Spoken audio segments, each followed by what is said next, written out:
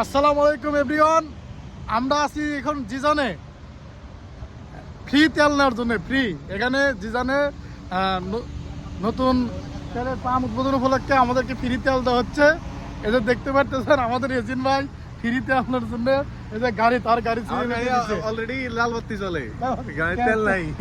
আমি আজকে তেল ঢুকাই নাই, কথা কইতে দেন না। জি বলেন। আজকে আমার কোনো ইনকাম নাই, শুক্রবার সকালবেলা আমার গাড়ির দুইটা টায়ার একবারে ফিক্স করে দিছে, যার কারণে আমি বেরোতে পারি নাই। আজকে মাগরিবের আগে দিয়া গাড়ি ঠিক করে পরে বেরোইলাম, তেল টেল আর ঢুকানো হয় নাই, এই কারণে এখন ইনকামও নাই। আইসি আলো রাস্তা দিতেছে তেল। আচ্ছা সামনে ব্যবসায়ী, আপনি কি ফ্রি তেল নেওয়ার জন্য আসছেন?